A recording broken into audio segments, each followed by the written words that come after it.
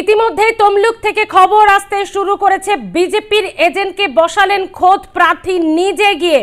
তমলুকে 229 নম্বর বুথে বিজেপির এজেন্টকে বসালেন প্রার্থী নিজে গিয়ে।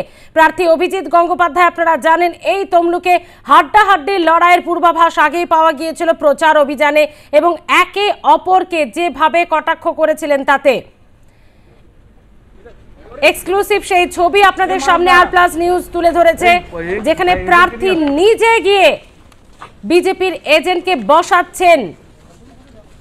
তমলুকের ঘটনা, তমলুকে এবার হাড্ডাহাড্ডি লড়াই। দেবাংশু ভট্টাচার্য বনাম আমরা দেখছি অভিজিৎ গঙ্গোপাধ্যায়ের লড়াই, এবং সেখানে আরও এক প্রার্থী সায়ন বন্দ্যোপাধ্যায়।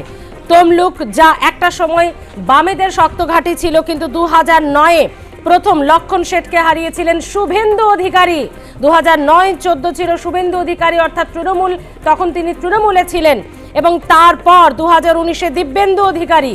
কিন্তু তারপর গোটা অধিকারী পরিবারটাই ধীরে ধীরে বিজেপিতে জয়েন করা। এবার দেবাংশু ভট্টাচার্য তৃণমূলের বাজি। অপরদিকে প্রাক্তন বিচারপতি অভিজিৎ গঙ্গোপাধ্যায়, তিনি নিজে দাপটের সঙ্গে এই বুথে ঢুকে বিজেপির এজেন্টকে বসালেন।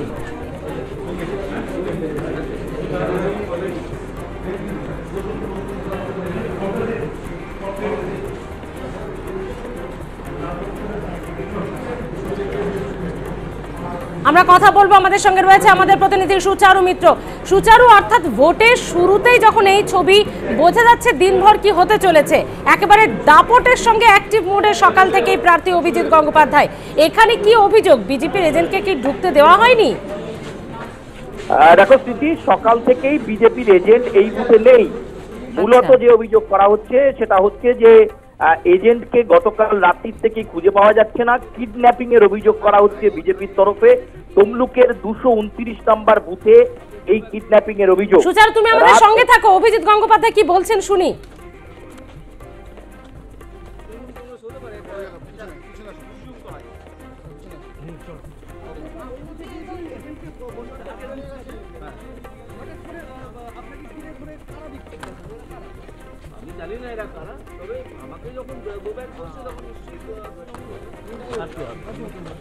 শুধু তো গো ব্যাক নয়, গো ব্যাক এবং চোর স্লোগান জুড়ে দেওয়া হলো শুভেন্দু অধিকারী নাম করে দেওয়া হলো। অধিকাংশ মানুষই হচ্ছে মূঢ়, তারা জানে না আসলে কি।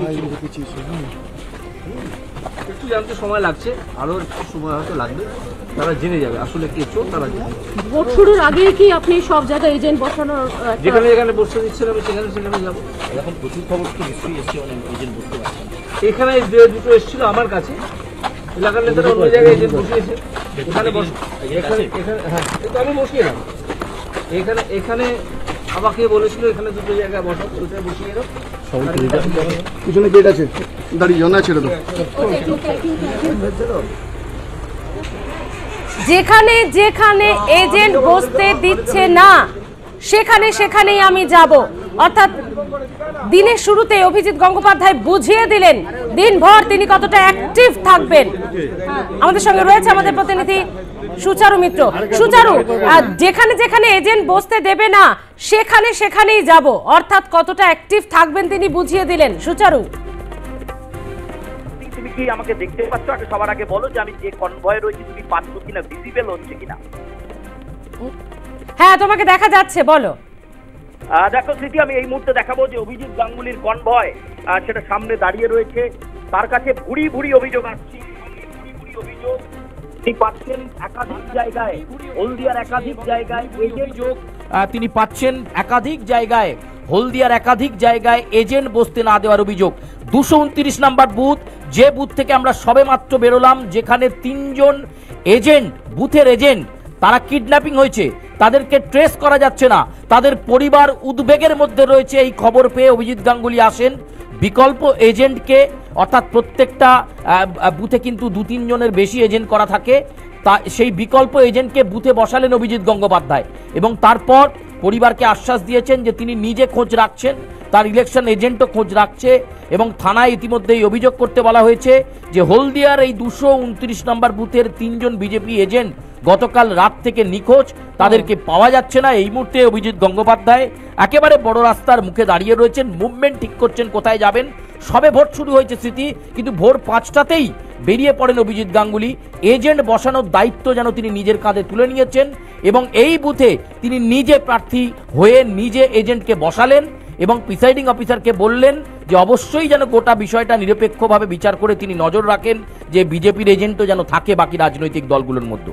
বাকি যে এজেন্টদের খুঁজে পাওয়া যাচ্ছে না তাদের খোঁজ চালানো হচ্ছে দলের তরফে এবং এখনো পর্যন্ত তারা অ্যাবসকন্ড, থানাতে বলা হয়েছে এবং অভিযোগ করতে বলা হয়েছে এবং সেই সঙ্গে যেটা বলা হচ্ছে যে অবিলম্বে কোথায় গেল বিজেপির এই এজেন্টরা, কেন খুঁজে পাওয়া যাচ্ছে না, তাদের ফোন নাম্বারও ট্রেস করে পাওয়া যাচ্ছে না, ফলে সেটা কিন্তু যথেষ্ট উদ্বেগের বিষয়। স্মৃতি, একেবারেই তাই। আপাতত ধন্যবাদ সুচারু তোমাকে। আমরা তো অবশ্যই অভিজিৎ গঙ্গোপাধ্যায়ের মুভমেন্টে তুমি রয়েছো, আমরা পরবর্তীতে আবারও সেই মুভমেন্ট জারি রাখবো তোমার মাধ্যমে। এই মুহূর্তে যেখানে যেখানে বিজেপির এজেন্ট বসতে দেওয়া হবে না এই খবর পাবো সেখানেই যাব বললেন বিজেপি প্রার্থী অভিজিৎ গঙ্গোপাধ্যায়। তমলুকে হাড্ডাহাড্ডি লড়াইয়ের প্রায় শুরুটাই বোঝা গেল, তেমনই ইঙ্গিত দেখা গেল।